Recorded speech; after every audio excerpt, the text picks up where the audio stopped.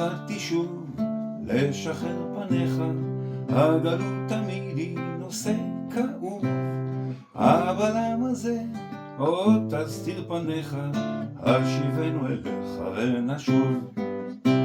כי שוב כמו אתמול, כמו תמיד, כמו לעד, אתה בורא עולם, האל המיוחד, ואנחנו רק קבוצי בשר ודם, כל חיינו הם חלום שנעלם.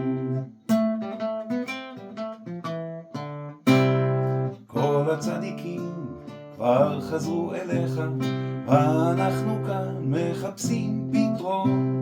אבא תרחם על צאן מרעיתך, כי הגיע עת יאסף הצאן.